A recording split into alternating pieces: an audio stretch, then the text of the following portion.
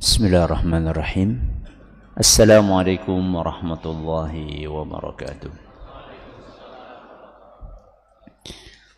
Alhamdulillahi rabbil alamin.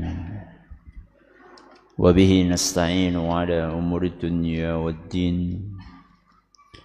Wa sallallahu ala nabiyyina wa sayyidina Muhammadin wa ala alihi wa sahbihi ajma'in. Amma ba'd. Kita panjatkan puja dan puji syukur kehadirat Allah Subhanahu wa taala.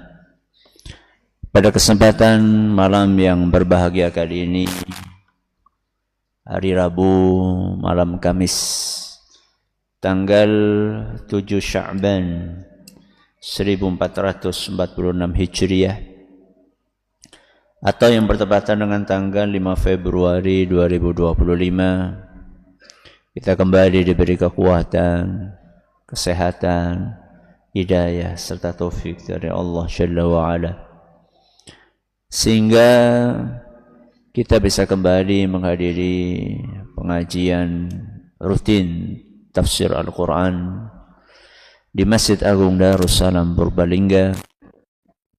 Kita berharap semoga Allah Subhanahu wa taala berkenan untuk melimpahkan kepada kita semuanya ilmu yang bermanfaat, sehingga bisa kita amalkan sebagai bekal untuk menghadap kepada Allah Jalla wa Ala. Allahumma amin. Salam dan salam semoga senantiasa tercurahkan kepada junjungan kita Nabi Agung Muhammad sallallahu alaihi wasallam, kepada keluarganya, sahabatnya, dan umatnya setia mengikuti tuntunannya hingga akhir nanti. Seperti biasanya, sebelum kita memasuki tema kajian malam hari ini, kita akan membaca sebagian dari ayat-ayat yang termaktub di dalam surat yang mulia, surat At-Takwir. Semoga Allah Subhanahu wa taala memberkahi majelis kita. A'udzu billahi minasy syaithanir rajim.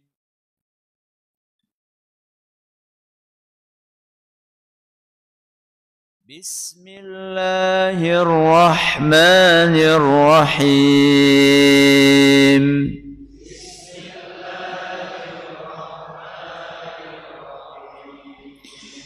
إذا الشمس كورت وإذا النجوم انكدرت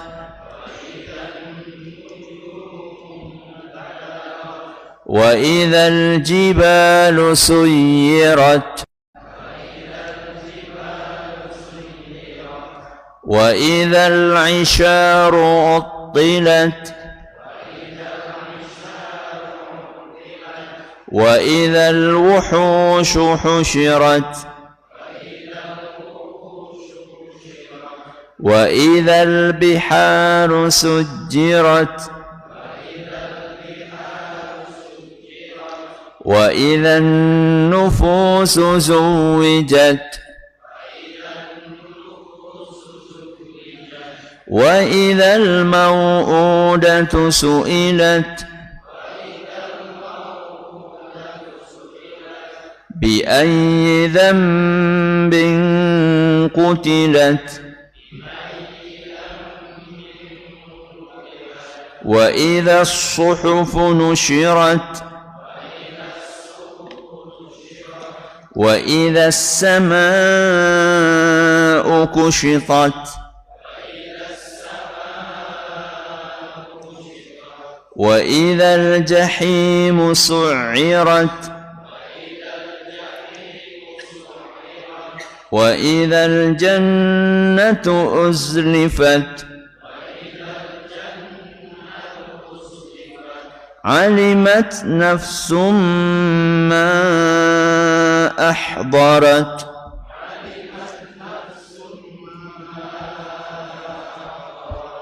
Para hadirin dan hadirat sekalian dan juga segenap pendengar serta pemirsa rahimani wa rahimakumullah. Ayat yang terakhir kita bahas ayat ke-9. Berarti malam hari ini kita akan melanjutkan pembahasan ayat berikutnya, yaitu ayat yang ke-10. Sebelum kita memasuki pembahasan tentang ayat yang ke-10, kita akan mengingat kembali bahwa Allah Azza wa Jalla di awal surat At-Takwir memaparkan berapa peristiwa? 12 peristiwa. Dan itu bisa dibagi menjadi berapa fase? 2. Fase yang pertama kapan? Beberapa peristiwa sebelum hari kiamat. Ada berapa peristiwa? 6. 6 berikutnya peristiwa yang terjadi kapan? Setelah hari kiamat. 6 peristiwa sebelum hari kiamat sudah selesai kita bahas. Dan 6 peristiwa setelah hari kiamat baru kita bahas berapa?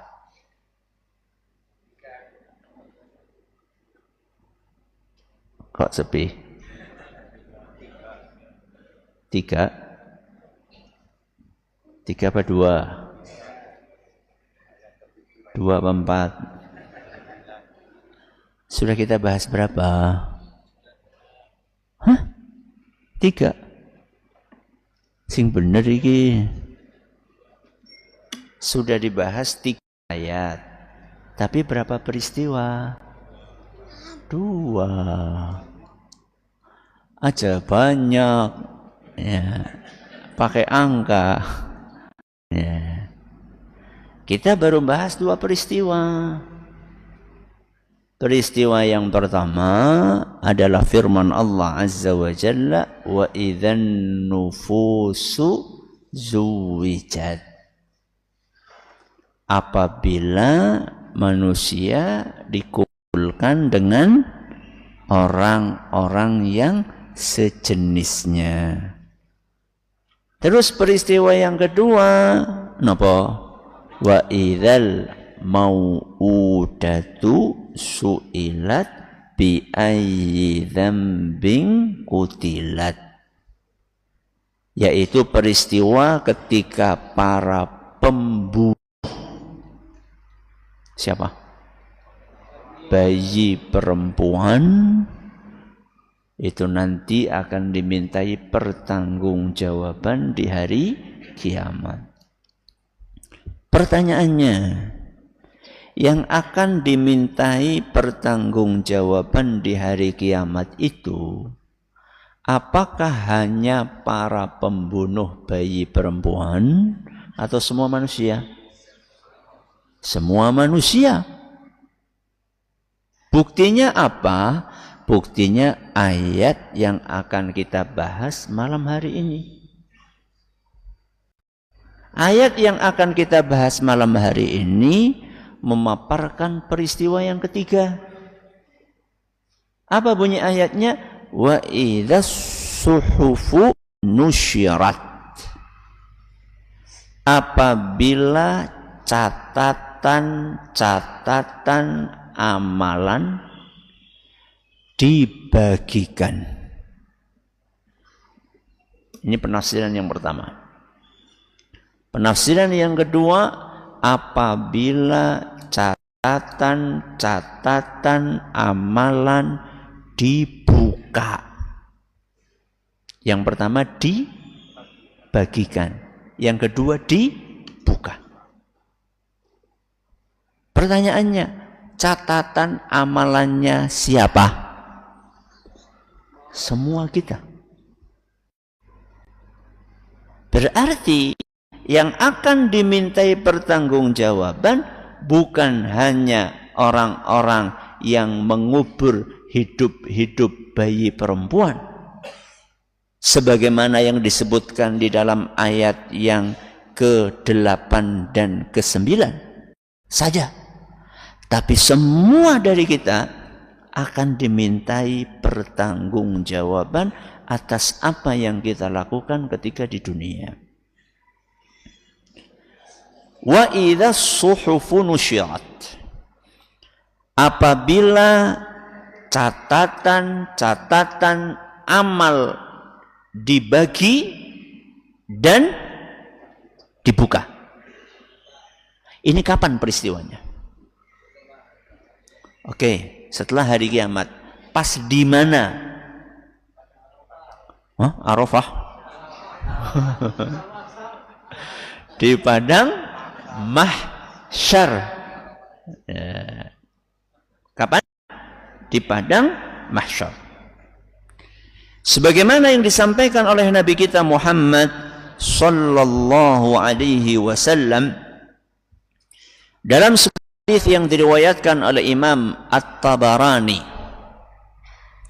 di dalam kitab beliau Al-Mu'jamul Awsat, dan isnad hadis ini dinilai sahih oleh Imam Al-Munziri, As-Suyuti dan As-Safarini rahimahumullah, di mana Nabi kita Muhammad SAW bersabda, yuhsyarun nasu yaumal qiyamati uratan hufatan.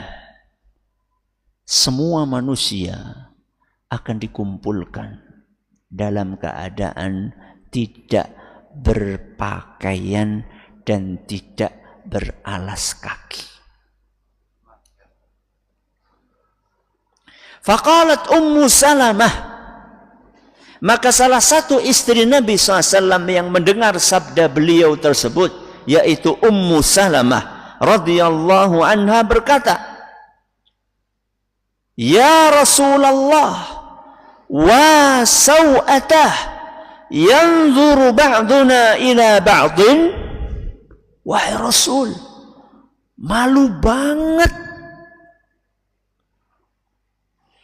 Bisa-bisa kita saling melihat antara satu orang dengan orang yang lain karena tidak berpakaian. Faqala, maka Nabi kita Muhammad SAW menjawab, syughilan nas, semua manusia saat itu sedang sibuk sehingga nggak bakal sempat untuk melihat orang lain. Boro-boro melihat, mikir untuk melihat pun tidak. Jangankan melihat, berpikir untuk melihat tidak. Semuanya sedang sibuk. Qultu, maka Ummu Salamah bertanya, ma syaghalahum, wahai Rasul, apa yang menyibukkan mereka? Jadi mereka sempat untuk melihat karena sibuk. Lah kesibukannya apa? Qala, maka Nabi SAW menjawab, nashrus suhuf, karena pada saat itu sedang dibagikan catatan amalan, sedang dibuka catatan amalan. Fiha mathaqilul dzar wa mathaqilul khardal. Di dalam catatan tersebut tertulis perbuatan-perbuatan yang dilakukan manusia sekecil apapun. Mau itu sekecil semut, mau itu sekecil biji sawi, mau itu sekecil debu, apapun yang pernah kita kerjakan, semuanya tertulis di situ. Jadi para manusia itu semuanya ngeliatin buku catatannya, fokus ke situ, nggak mikir kanan kirinya. Dan ini menunjukkan kemahaadilan Allah. Apa?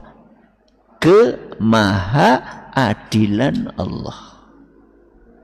Di mana Allah Subhanahu wa taala akan memberikan ganjaran berdasarkan apa? Catatan.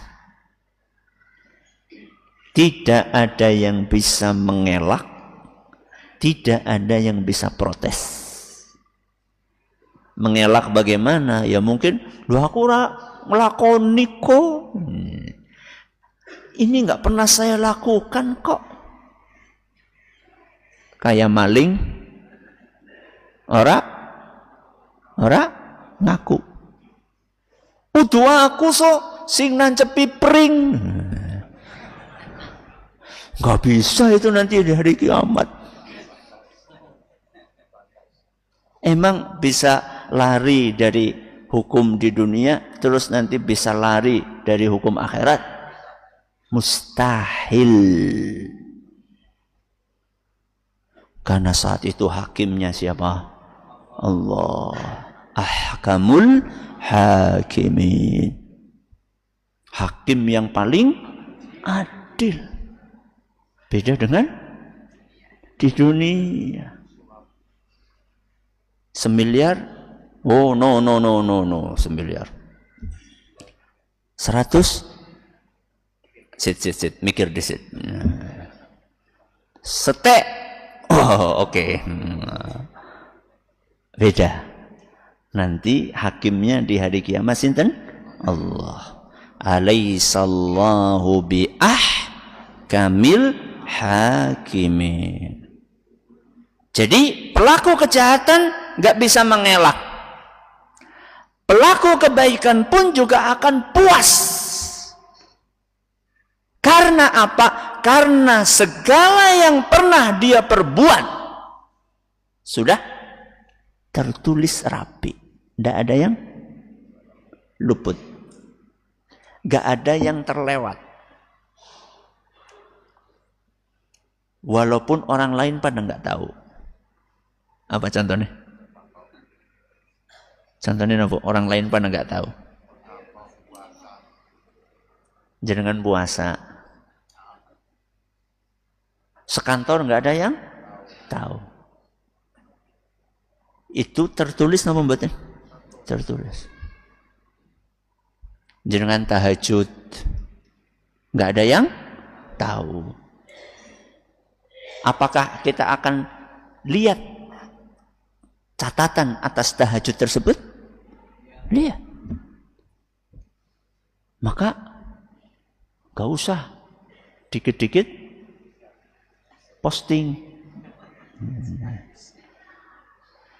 Sudah tahajud gak ada yang tahu, pagi harinya pasang status. Alangkah nikmatnya tahajud semalam. Ya. Riak kue, ya orang ngerti aku. Cuman kalau bisa dirahasiakan. Karena walaupun orang lain tidak tahu, tapi pasti ditulis. Sama siapa? Malaikat. Sama malaikat. Apa yang ditulis? Yang baik-baik atau yang buruk-buruk? Semuanya. Yang kelihatan apa yang nggak kelihatan? Semuanya. Yang besar apa yang kecil? Semuanya. Semua yang kita kerjakan, yang baik, yang buruk, yang besar, yang kecil, yang kelihatan, yang tidak kelihatan, semuanya ditulis oleh malaikat.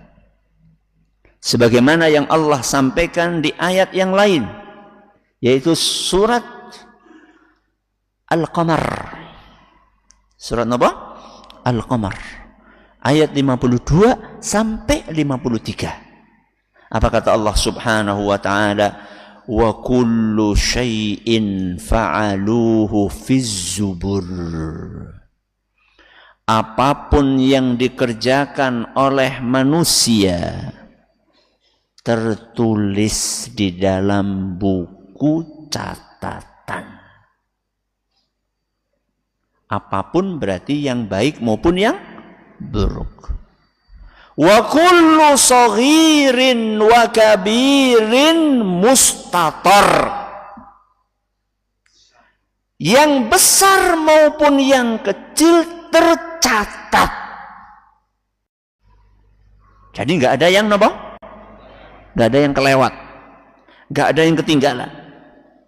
Siapa yang bertugas untuk mencatat? Malaikat. Malaikat pencatat amal.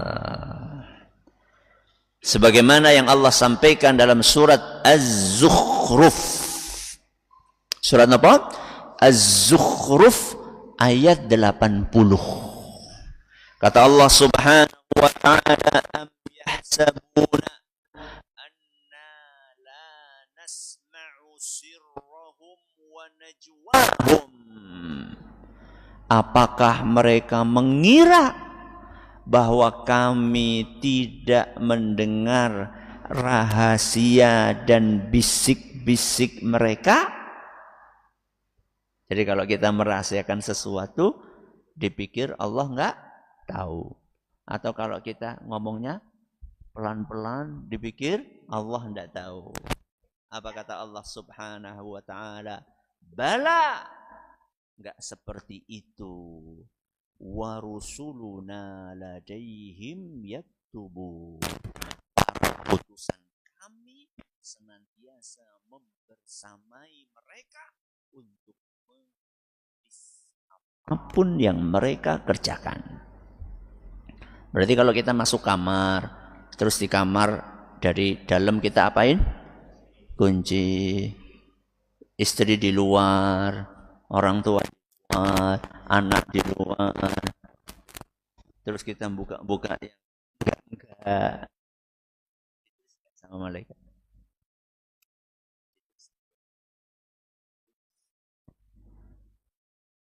Setelah kita melihat yang enggak, terus kita clear chat, clear history. Masih ada enggak? Masih ada enggak? Di HP enggak ada. Tapi catatan malaikat ada.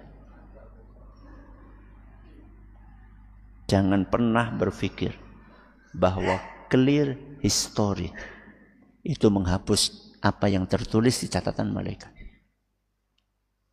Bahkan seandainya kita melakukan reset HP, restart, ya, diapain? Dihapus semuanya. Semuanya kita bersihkan. Itu tidak akan membersihkan apa yang sudah ditulis oleh para malaikat. Ustaz, kalau malaikatnya nggak nulis, Allah tahu nggak? Tahu nggak? Tahu. Jadi tanpa ditulis oleh malaikat, Allah tahu. Terus kenapa Allah nyuruh malaikat nulis? Kalau memang tanpa malaikat nulis Allah tahu. Kenapa Allah nyuruh malaikat? Itu untuk kebaikan kita manusia. Untuk kebaikan sinten? Kita manusia. Kenapa? Karena kalau kita manusia ini dikasih tahu bahwa apapun yang kita kerjakan itu ditulis oleh para malaikat, yang besar, yang kecil, yang baik, yang buruk. Yang dirahasiakan maupun yang tidak dirahasiakan, semuanya ditulis. Kira-kira kita akan lebih hati-hati atau tidak? Lebih hati-hati. Kita akan mikir. Ya. Kita akan mempertimbangkan matang-matang saat melakukan apapun yang akan kita lakukan. Dan ketika kita berhati-hati, kita bermuhasabah, kita koreksi diri kita, itu baik atau tidak buat kita? Baik. Makanya pesan dari Umar ibn al-Khattab radhiyallahu anhu, hasibu anfusakum qabla an tuhasabu. Hisablah diri kalian sebelum kalian dihisab oleh Allah Azza wa Jalla. Jadi kita berusaha untuk mengoreksi diri kita. Apakah selama ini yang kita kerjakan itu layak untuk ditulis oleh malaikat? Dan kira-kira nanti ketika itu dibuka di hadapan kita dan kita lihat, kita malu nggak? Atau justru kita bangga? Kita senang? Karena yang tercatat di situ adalah kebaikan-kebaikan. Sehingga ketika Allah Azza wa Jalla menyuruh malaikat untuk mencatat apapun yang kita kerjakan, itu bukan karena Allah tidak tahu kalau enggak ditulis oleh malaikat, bukan. Bukan pula karena Allah butuh bantuan malaikat, bukan. Allah itu ala kulli syai'in qadir. Tidak ada satu peristiwa pun sekecil apapun yang tidak diketahui oleh Allah Azza wa Jalla. Sebagaimana yang Allah tegaskan dalam surat Saba ayat 3. Surat apa? Saba ayat 3. La yazubu anhu mithqalu dzarratin samawati wala fil ard wala asgharu min dzalika wala akbar. Tidak ada satu kejadian pun, tidak ada satu barang pun di langit dan di bumi, sekecil apapun itu, yang luput dari pengetahuan Allah Azza wa Jalla. Jadi Allah nyuruh malaikat bukan karena Allah nggak mampu, enggak. Tapi itu untuk kebaikan siapa? Manusia. Wa idza suhufu nusyirat, apabila catatan-catatan amal diapain tadi? Dibagikan dan dibuka. Ustaz, catatannya sih kayak apa? Kertasnya warnanya apa? Terus dijilid apa ora? Pertanyaan-pertanyaan yang tidak perlu. Kenapa tidak perlu? Karena tidak dijelaskan oleh Allah Azza wa Jalla dan oleh Rasulnya Sallallahu Alaihi Wasallam. Berarti jangan fokus ke sesuatu yang tidak dijelaskan sama Allah dan Rasulnya. Fokuslah kepada sesuatu yang bermanfaat buat kita. Apa yang bermanfaat buat kita? Setelah tahu itu, hati. Itu yang paling bermanfaat. Yang jelas, catatan itu banyak atau sedikit? Banyak banget. Makanya di dalam ayat ini Allah menggunakan redaksi jamak. Wa idza suhufu, catatan-catatan. Bukan cuma satu. Coba bayangkan, setiap manusia punya apa? Catatan sendiri-sendiri. Jumlah manusia berapa? Mulai dari Nabi Adam sampai manusia terakhir menjelang hari kiamat. Berapa jumlahnya? Nggak tahu. Nggak tahu. Yang jelas banyak banget. Makanya Allah menggunakan redaksi jamak. Nusyirat di dalam qiraah yang dibaca oleh Hamzah dan Al-Kisai dibaca nusyirat pakai nopo? Tasydid. Dan dalam bahasa Arab ketika ada satu kata kerja ditambahi tasydid, salah satu makna yang diinginkan adalah at-takfir, untuk menunjukkan betapa banyaknya yang disebar.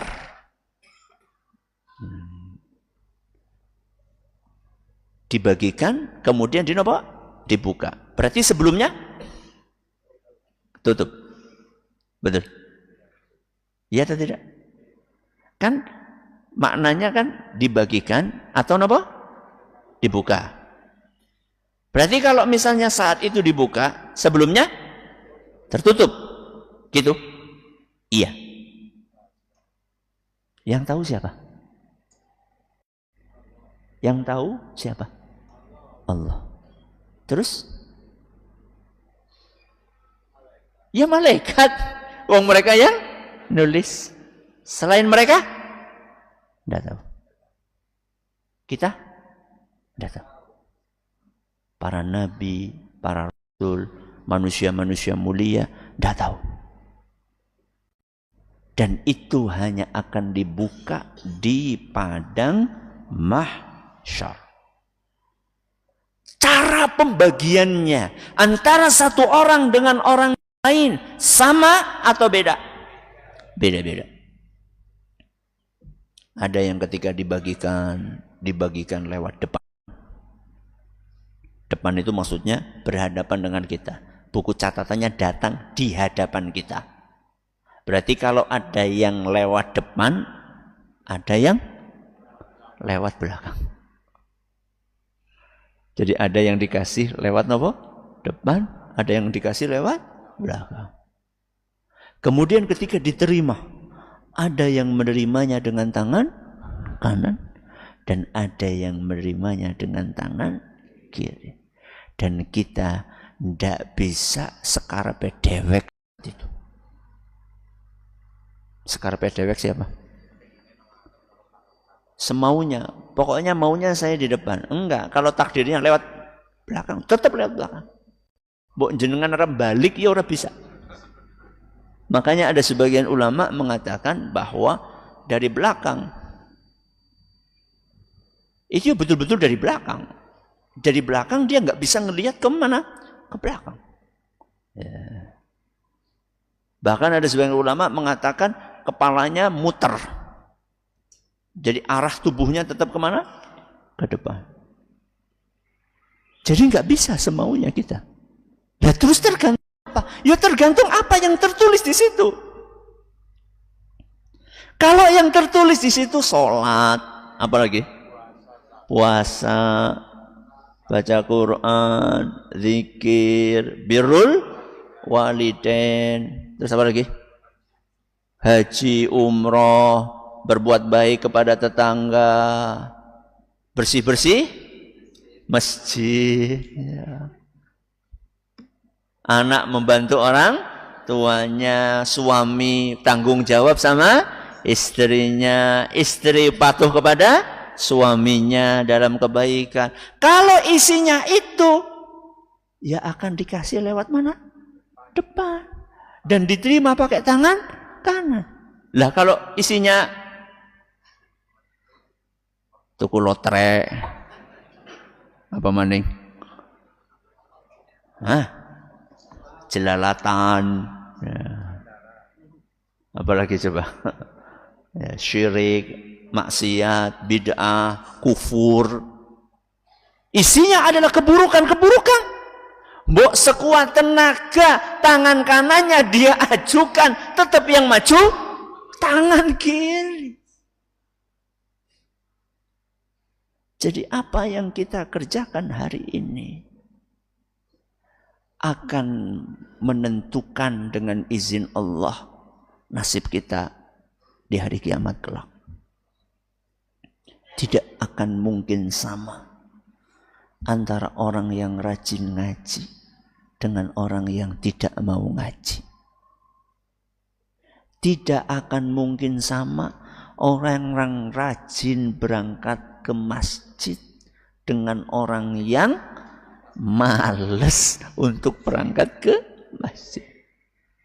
Tidak mungkin sama antara orang yang setiap hari rutin baca Al-Quran dengan orang yang setiap hari dolanan HP terus. Gak akan sama. Gak akan sama seorang bapak, seorang ibu yang peduli dengan pendidikan anak-anaknya. Dengan orang tua yang cuek bebek. Anaknya sholat, ora sholat. Ngaji, orang ngaji. Pakai jilbab, enggak pakai jilbab, poran. Enggak akan sama nasib dua orang itu nanti di hari kiamat. Tidak akan sama seorang suami yang peduli untuk mendidik istrinya, menafkahi lahir batinnya, membimbing istrinya, mengingatkan istrinya, dengan seorang suami yang cuek dengan istrinya. Sholat enggak peduli, nutup aurat enggak peduli. Istrinya ngaji atau enggak ngaji enggak peduli, nafkah enggak pernah dikasihkan. Enggak akan sama. Gak akan sama seorang anak yang berbakti kepada orang tuanya, bersikap sopan kepada orang tuanya, setelah orang tuanya meninggal selalu Rabbighfirli, wa liwalidayya warhamhuma kama rabbayani shaghira. Dengan anak yang durhaka sama orang tuanya, yang selalu bikin orang tuanya sedih, bikin orang tuanya nangis karena perilakunya yang tidak terpuji, gak akan sama nasibnya nanti di hari kiamat. Gak akan sama antara pejabat yang peduli dengan rakyatnya dengan pejabat yang cuma peduli dengan kantongnya, hanya mengumpulkan kekayaan, gak peduli rakyat yang sengsara. Gak akan sama antara dua jenis pejabat tersebut nanti di hari kiamat. Makanya nanti ketika orang mendapatkan buku catatannya, tergantung bagaimana dulu ketika di dunianya. Allah Subhanahu wa taala berfirman, "Fa amma man utiya kitabahu bi yaminih, fasawfa yuhasabu hisaban yasira wa yanqalibu ila ahlihi masrura." Adapun orang-orang yang dikasih buku catatan amalannya dengan tangan kanannya, fasawfa yuhasabu hisaban yasira, pasti dia akan menjalani proses hisab yang mudah. Wa yanqalibu ila ahlihi masrura. Setelah itu dia akan kembali menemui keluarganya dalam keadaan senang, gembira, bahagia. Biyen boncengan bareng. Ngaji pundi? Masjid Agung. Mudah-mudahan ketemu. Ya. Nek biyen boncengan bareng nonton Ebek. Ya beda, nggak akan sama. Ya. Selanjutnya apa kata Allah? Wa amma man utiya kitabahu wara'a dhahri. Adapun orang-orang yang mendapatkan buku catatan amalannya dari belakang tubuhnya, fasawfa yad'u thuburah. Niscaya dia akan berteriak, celakalah aku. Dan penyesalan itu tidak ada gunanya. Satu-satunya penyesalan yang bermanfaat kapan? Sekarang. Penyesalan sekarang bermanfaat. Ya Allah, saya ternyata sholatnya masih bolong-bolong. Ya Allah, ternyata amalan saya belum sesuai dengan sunnah Rasul SAW. Ya Allah, ternyata selama ini saya belum berbakti maksimal kepada orang tua saya. Ya Allah, ternyata selama ini saya menelantarkan istri saya. Ya Allah, ternyata selama ini saya belum mendidik dengan baik anak saya. Penyesalan sekarang itu yang bermanfaat. Penyesalan di akhirat gak ada gunanya. Kenapa? Karena gak bisa diperbaiki lagi. Kalau sekarang masih bisa. Fasawfa yad'u thubura, maka dia akan berkata, celakalah aku. Wa yasla sa'ira, dan akan dijebloskan ke dalam neraka yang sangat panas. Ini Allah sampaikan dalam surat Al-Insyiqaq ayat 7 sampai 12. Semoga apa yang tadi kita dengarkan bisa menjadi inspirasi kita untuk terus memperbaiki diri, berhati-hati dengan apa yang sudah kita kerjakan, dan banyak-banyak taubat. Karena dengan taubat itu dosa-dosanya bisa dihapus. Jadi kita kalau mau clear history, kalau kita pengen yang itu dihapus sama Allah Azza wa Jalla di catatan itu, ya kita taubat. Kata Rasulullah SAW, at-taibu minadz-dzambi kaman la dzamba lahu. Orang yang bertaubat dari dosa seakan-akan kayak ndak punya dosa. Berarti dosanya hilang. maka banyak-banyaklah bertaubat kepada Allah Subhanahu wa taala. Semoga apa yang kita pelajari bermanfaat bagi kita semuanya. Terima kasih atas perhatiannya, menurut segala kurangannya. Kita akhiri subhanakallahumma bihamdika asyhadu an la ilaha illa anta astaghfiruka wa atubu ilaik. Assalamualaikum warahmatullahi wabarakatuh. Jangan lupa untuk subscribe dan share bila kajian ini dirasa bermanfaat.